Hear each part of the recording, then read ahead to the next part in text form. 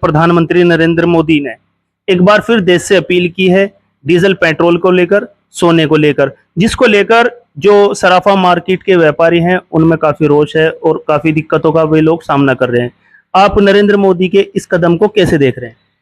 देखिए, जहां तक कम खर्चे की बात है, हमारे पिताजी का आग्रह थे। उसके बाद जब घर की जिम्मेदारी हमारे पे आई तो हमने भी बच्चों को अपनों को यही कहा, भाई वाहियात खर्चा नहीं करना चाहिए, फालतू खर्चा नहीं करना चाहिए, पैसे का और टाइम का सदुपयोग करना चाहिए। ये कोई बुरी बात नहीं है। देखिए, मैं एक चीज देख रहा हूं, सड़कों पे एक बहुत बड़ी गाड़ी में जिसमें कम से कम 4 सवारी एक ड्राइवर बैठ सकता है, एक एक आदमी लिए फिरता है। मेरे हिसाब से ये बहुत गलत बात है। अब वो गाड़ी यदि उसमें 4 आदमी बैठ कर चलेंगे, 5 आदमी बैठ कर चलेंगे, तो भी उसमें उतना ही ऊर्जा लगेगी, उतना ही पेट्रोल डीजल गैस खर्च होगा। और यदि उसे एक आदमी लियो फिरा तो भी उसमें उतना ही खर्च होगा। तो ये बहुत गलत है। अब कोरोना काल में जैसा ये लॉकडाउन हुआ, उस लॉकडाउन के होने से दिल्ली में रात को क्या दिन में तारे लग गए थे चमकड़, प्रदूषण खत्म हो गया था। प्रदूषण खत्म हो गया था। क्यों हुआ था खत्म? कि जो वाहियात गाड़ियां सड़कों पर घूम रही थी वे सब बंद हो गई थी, केवल जरूरतमंद आदमी सड़क पर निकला था। अब क्या है, अब हमारा ये देहरादून दिल्ली जो एक्सप्रेस वे है, जो हमारे खेतों से सटता है निकल रहा है, मैं इस पे देख रहा हूं जब से ये खुला है, इसमें शायद 1 मिनट में 50 गाड़ी उत्तर से दक्षिण की तरफ और 50 ही गाड़ी दक्षिण से उत्तर की तरफ 1 मिनट में निकल जाएंगी। और जब वो गाड़ी निकलेंगी तो पेट्रोल डीजल गैस बिजली ये तो खर्च हो ही होगी। ये प्रधानमंत्री जी का कोई गलत कदम नहीं है, बहुत सुंदर कदम है। हमें हर चीज का सदुपयोग करना चाहिए। कम खर्चा करने से जो हमारे घर में बचेगा वो हमारे आड़े वक्त में काम आओगा।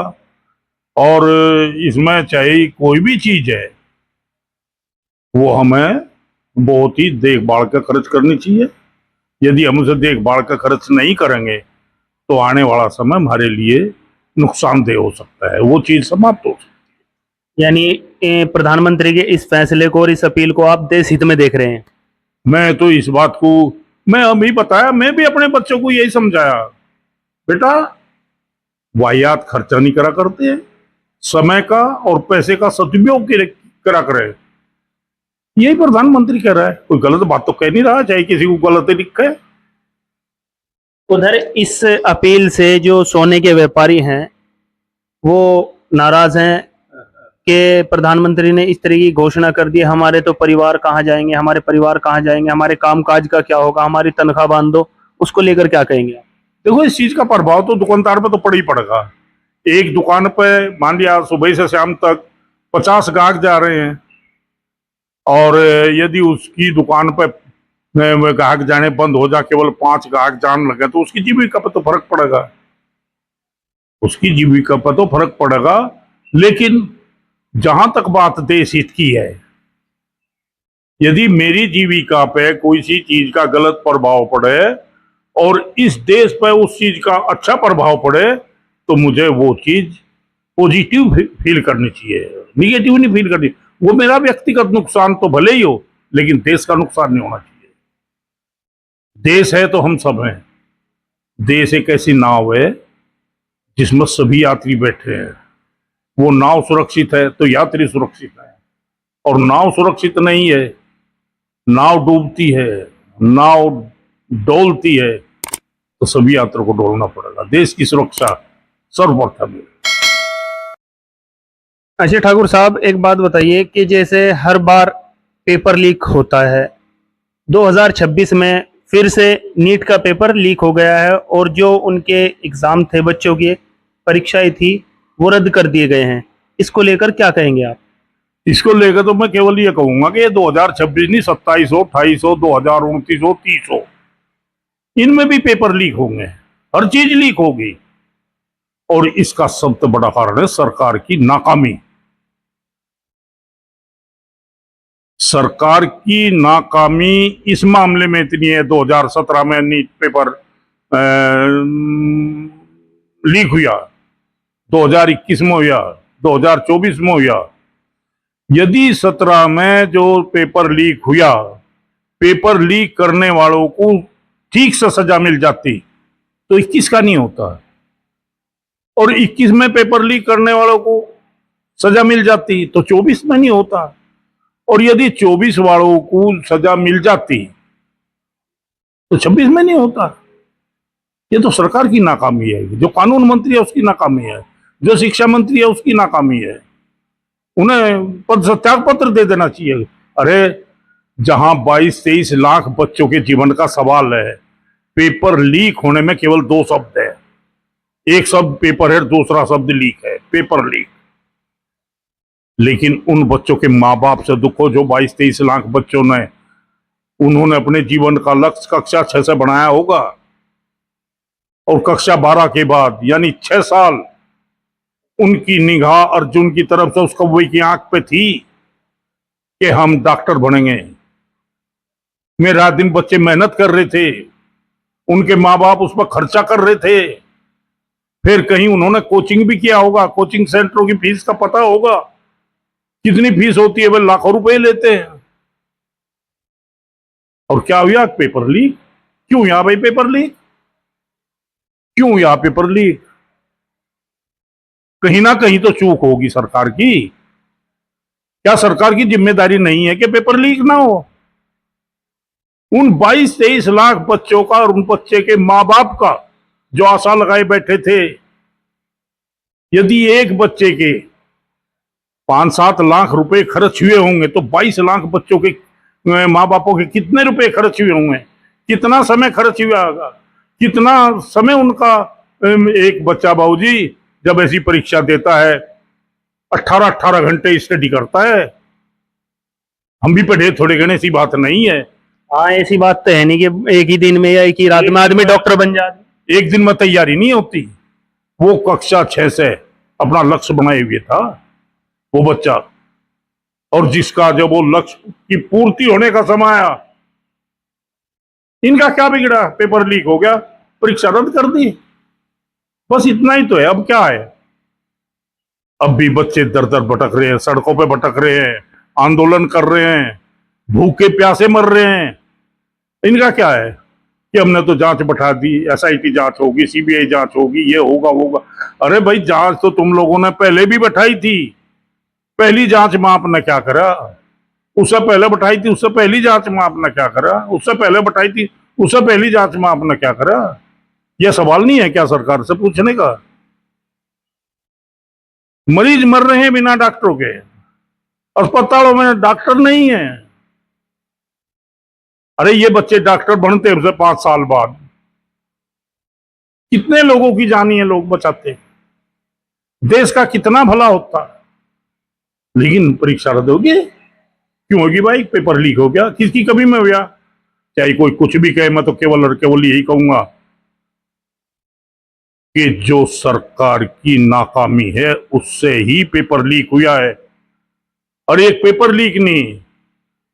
बाबूजी, यदि मैं इस बात को कहूं तो सरकार पे भी जोर पड़ेगा और आप पे भी जोर पड़ेगा।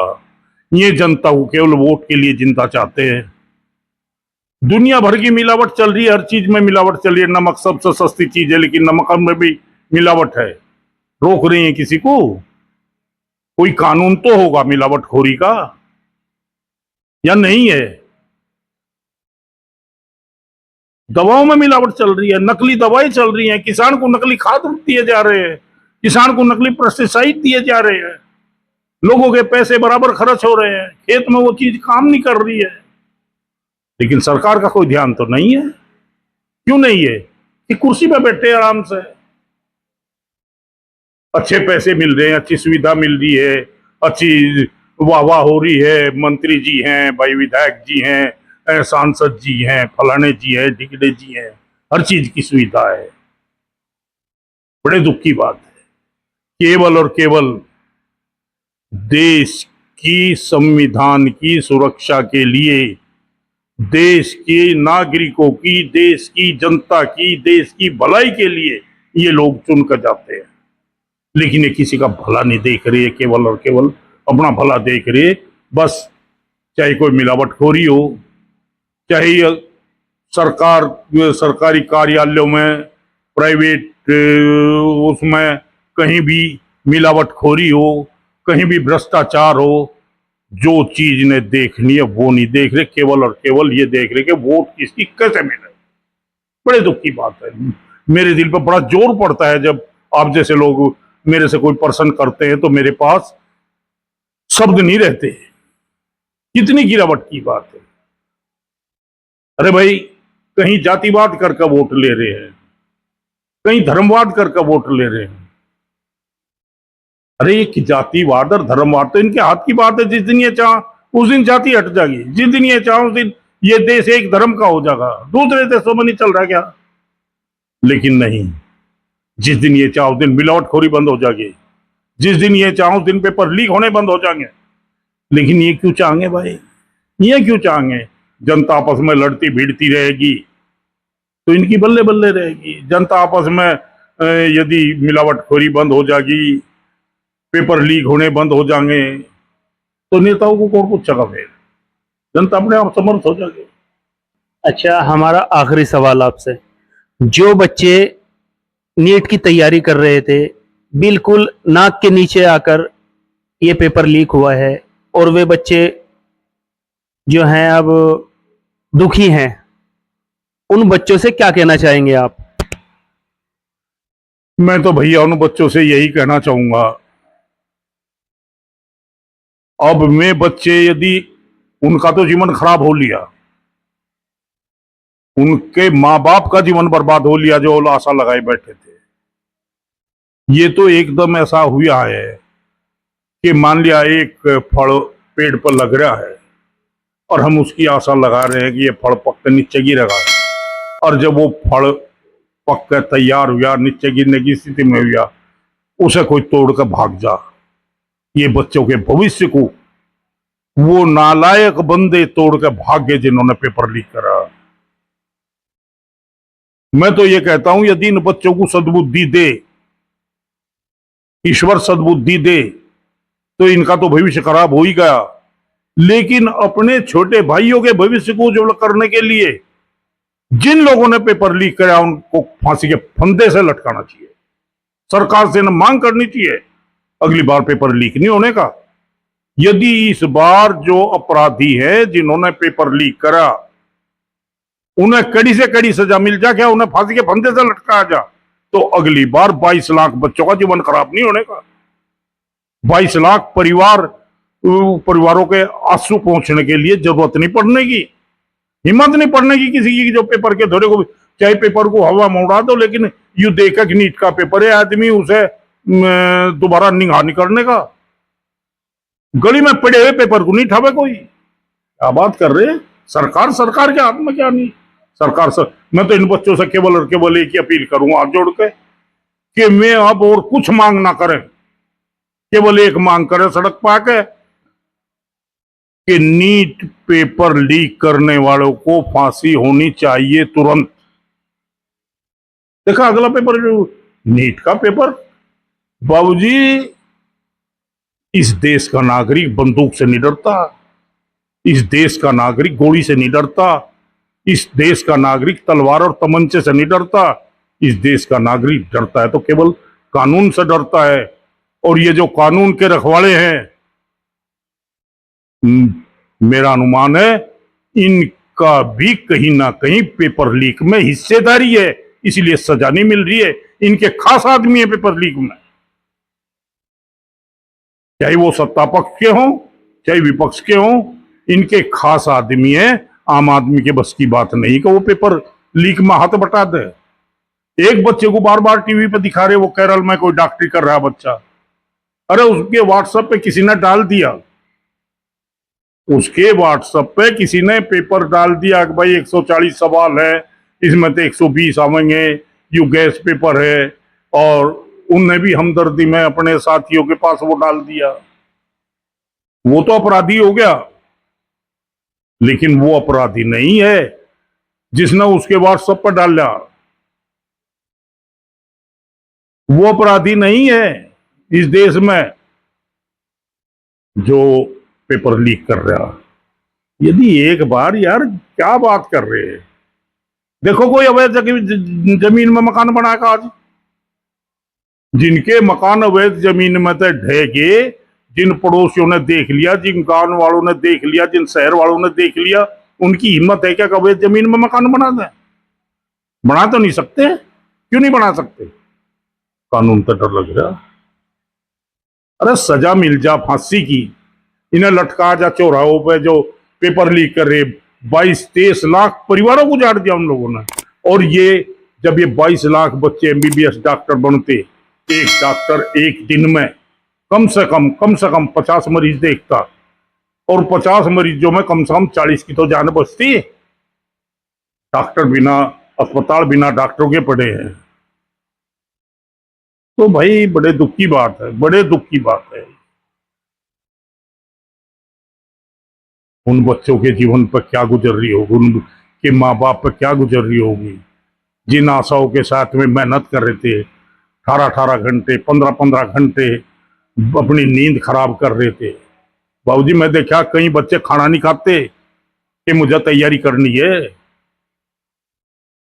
खाना खाऊंगा तो नींद आ जाएगी, और उन बच्चों के हाथ से छीन ली जाए जा परीक्षा। क्या गुजर रही होगी, बहुत बुरी बात है, बहुत बुरी बात। मैं तो सरकार से और उन बच्चों से यही कहूं कि जो पेपर लीक करने वाले, यदि इन्हें ये पेपर लीक वाला सिस्टम आगे रोकना है तो उन्हें फांसी आनी चाहिए तुरंत।